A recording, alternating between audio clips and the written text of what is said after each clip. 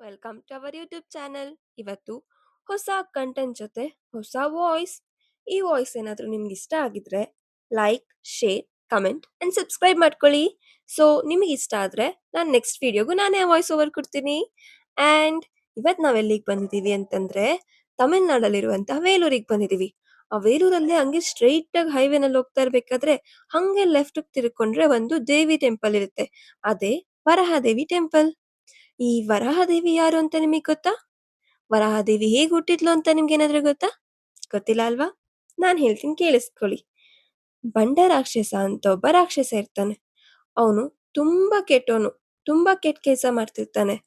ಈ ಬಂಡ ರಾಕ್ಷಸ ಯಾರು ಅಂದ್ರೆ ಶಿವ ಅವ್ರ 3ನೇ ಕಣ್ಣಿಂದ ಮನ್ಮಥ ಅಂತ ಒಂದು ರಾಕ್ಷಸನ್ನ ಭಸ್ಮ ಮಾಡ್ತಾರೆ. ಆ ಭಸ್ಮ ಮಾಡಿರೋ ಭಸ್ಮದಿಂದ ಹುಟ್ಟಿದಂತಹ ರಾಕ್ಷಸನೇ ಈ ಬಂಡ ರಾಕ್ಷಸ. ಈ ಬಂಡ ರಾಕ್ಷಸನ್ನ ಸಂಹಾರ ಮಾಡ್ಬೇಕು ಅಂತ ದೇವತೆಗಳು ಶಿವನ ಹತ್ರ ಹೋಗ್ತಾರೆ. ಆಗ ಶಿವ ತನ್ನ ಅರ್ಧ ಶಕ್ತಿನ ಕೊಡ್ತಾನೆ. ಆ ಅರ್ಧ ಶಕ್ತಿನ ಕೊಟ್ಟು ಒಂದು ದೇವಿನ ಸೃಷ್ಟಿ ಮಾಡ್ತಾರೆ. ಆಗ ಹುಟ್ಟಿದ ದೇವಿ ಹೆಸರೇ ಲಲಿತಾ ತ್ರಿಪುರ ಸುಂದರಿ ದೇವಿ. ಸೊ ಅವರು ಶಿವನ ಇಚ್ಛೆಯಿಂದ ಹುಟ್ಟಿರೋದ್ರಿಂದ ಶ್ರೀ ಇಚ್ಛಾಶಕ್ತಿ ಲಲಿತಾ ದೇವಿ ಅಂತ ಅವ್ರಿಗೆ ಹೆಸರು ಬರುತ್ತೆ. ಸೊ ಇವರು ಬಂಡಾಸುರನ್ನ ಒಬ್ರೇ ಕೊಲ್ಲೋದಕ್ಕಾಗಲ್ಲ. ಯಾಕೆ ಅಂದ್ರೆ ಬಂಡಾಸುರ ತುಂಬಾ ಶಕ್ತಿಶಾಲಿ, ಹಾಗೆ ಅವನಿಗೆ ಸಾವೇ ಇಲ್ಲ. ಆ ತರ ವರನ ಪಡ್ಕೊಂಬಂದಿರ್ತಾನೆ. ಸೊ ಅದಕ್ಕೆ ಅವ್ರೇನ್ ಮಾಡ್ತಾರೆ ಅಂತಂದ್ರೆ ಅವರು ತನ್ನ ಶಕ್ತಿಯಿಂದ 2 ಶಕ್ತಿನ ಸೃಷ್ಟಿ ಮಾಡ್ತಾರೆ. ಆ ಒಂದು ಶಕ್ತಿ ಹೆಸರು ಶ್ಯಾಮಲಾ ದೇವಿ, ಹಾಗೆ ಇನ್ನೊಂದು ಶಕ್ತಿ ಹೆಸರೇ ವರಾಹದೇವಿ. ಹೀಗೆ ವರಾಹದೇವಿ ಹುಟ್ತಾರೆ. ಇಲ್ಲಿವರೆಗೂ ಹೇಳಿದ್ದೇನು ಅಂತಂದ್ರೆ ವರಾಹದೇವಿ ಹೇಗೆ ಹುಟ್ಟಿದ್ರು ಅಂತ. ಇವಾಗ ದೇವಸ್ಥಾನಕ್ಕೆ ಬರೋಣ.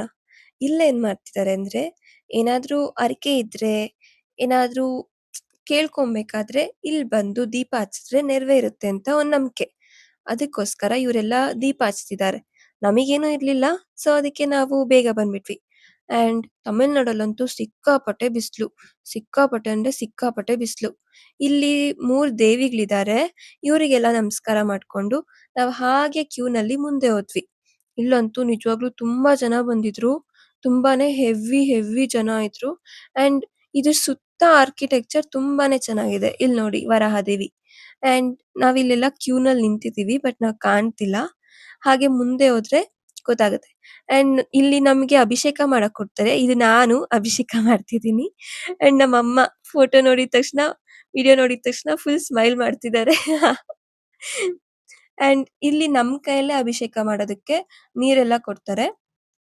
ಆ್ಯಂಡ್ ಇಲ್ಲಿ ಇನ್ನೊಂದು ತುಂಬಾ ಫೀಲ್ ಆಗುತ್ತೆ ಅಂದ್ರೆ ನಾವು ಕೆಳಗೆ ಹೋಗ್ಬೇಕಾದ್ರೆ ಅಲ್ಲಿ ಮೇಲಿಂದ ದೇವಿ ಮೇಲಿಂದ ನೀರು ಬರುತ್ತಲ್ವಾ, ಆ ಬಿಸಿಗೆ ಆ ನೀರಿಗೆ ಸಿಕ್ಕಾಪಟ್ಟೆ ತಣ್ಣಗಿರುತ್ತೆ. ಅಂತೂ ನಿಜವಾಗ್ಲೂ ಅಷ್ಟು ದೂರದಿಂದ ಸಿಕ್ಕಾಪಟ್ಟೆ ಬಿಸಿಲಲ್ಲಿ ಬಂದಿದ್ದಕ್ಕೂನು ಒಂದ್ ಸ್ವಲ್ಪ ತಣ್ಣಗೆ ಹೋಗ್ಬೋದು. ಆ್ಯಂಡ್ ಇಲ್ಲಿ ನಾನು ನಮ್ಮಣ್ಣ ಫುಲ್ ಜಾಲಿಯಾಗಿ, ಎಲ್ಲರೂ ಹೊರ್ಟೋಗಿದ್ರು, ನಾವು ಮಾತ್ರ ಸ್ವಲ್ಪ ಲೇಟಾಗಿ ತಡಲೆ ಮಾಡ್ಕೊಂಡು ಬರ್ತಾ ಇದ್ದೀವಿ. ಆ್ಯಂಡ್ ಎಲ್ಲ ದೇವಸ್ಥಾನದ್ದು ಎಲ್ಲ ಮುಗೀತು.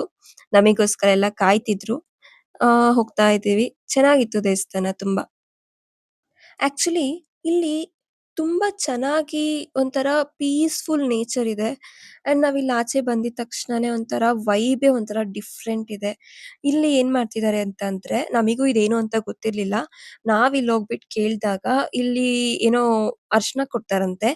ಅದ್ರಲ್ಲಿ ಒಂದು ಈ ತರ ಒಂದು ಶೇಪ್‌ನ ಮಾಡಿ ಪೂಜೆ ಮಾಡೋದ್ರಿಂದ ಅವ್ರಿಗೆ ಏನೇನು ಅನ್ಕೊಂಡಿದಾರೋ ಅದೆಲ್ಲ ನೆರವೇರುತ್ತೆ ಅಂತ. ನಾವು ನೋಡಿ ಸಿಕ್ಕಾಪಟ್ಟೆ ಇಂಟ್ರೆಸ್ಟಿಂಗ್ ಆಗಿ ಕೇಳ್ತಿದೀವಿ. ಆ್ಯಂಡ್ ಇಲ್ಲಿ ಜಲವರಾಹಿ ಅಂತ ಹೇಳ್ಬಿಟ್ಟು ಒಂದು ಟೆಂಪಲ್ ಇತ್ತು. ಸಿಕ್ಕಾಪಟ್ಟೆ ರಶ್ ಇತ್ತು. ಆ ಬಿಸ್ಲಿಗೆ ನಾವ್ ಅಲ್ಲಿ ಹೋಗಕ್ಕಾಗ್ಲಿಲ್ಲ. ಸೊ ಒಂದ್ ಫೋಟೋ ತಗೊಂಡು ವಾಪಸ್ ಬಂದ್ವಿ. ಆ್ಯಂಡ್ ಹಾಗೆ ಇದೆಲ್ಲ ನೋಡೋದಾದ್ರೆ ಇದೆಲ್ಲ ಸಿಕ್ಕಾಪಟ್ಟೆ ಪೀಸ್‌ಫುಲ್ ಆಗಿತ್ತು. ರೆಸ್ಟ್ ಮಾಡ್ತಿದ್ವಿ. ಆ್ಯಂಡ್ ಈ ದೇವಸ್ಥಾನಕ್ಕೆ ಬಂದ್ರೆ ಅದೂನು ಬೇಸಿಗೆನಲ್ಲಿ ಈ ದೇವಸ್ಥಾನಕ್ಕೆ ಬಂದ್ರೆ ನಿಮಗೆ ಒಂದು ಏನ್ ಎಕ್ಸ್‌ಪೀರಿಯನ್ಸ್ ಆಗುತ್ತೆ ಅಂದ್ರೆ ಆ ಬಿಸಿಲಿನಿಂದ ನೀವು ನಡೀತಿದ್ರೆ ಒಳ್ಳೆ ಕೆಂಡದ ಮೇಲೆ ನಡೆದಂಗಿರುತ್ತೆ. ನೀವ್ ಯಾವ ವ್ರತನೇ ಮಾಡೋದ್ ಬೇಡ. ಆ ಕೆಂಡದ ಮೇಲೆ ನಡ್ಕೊಂಡು ಹೋಗ್ತಾ ಇರ್ಬೇಕಾದ್ರೇನೆ ನಿಮ್ ವ್ರತ ಕಂಪ್ಲೀಟ್ ಆಗೋಗ್ಬಿಡುತ್ತೆ. ಅಷ್ಟು ಬಿಸಿಲಿತ್ತು. ಇನ್ನು ತುಂಬಾ ಹೇಳೋದಿದೆ ಆಕ್ಚುಲಿ. ಪಾರ್ಟ್ 2 ಬೇಕು ಅಂದ್ರೆ ತುಂಬಾ ಜಾಸ್ತಿ ಲೈಕ್ ಮಾಡಿ. ಯಾಕಂದ್ರೆ ಇದು ನನ್ ವಾಯ್ಸ್. ಸೊ ನೋಡೋಣ ನೀವ್ ಎಷ್ಟ್ ಚೆನ್ನಾಗಿ ಲೈಕ್ ಮಾಡ್ತೀರಾ ಅಂತ.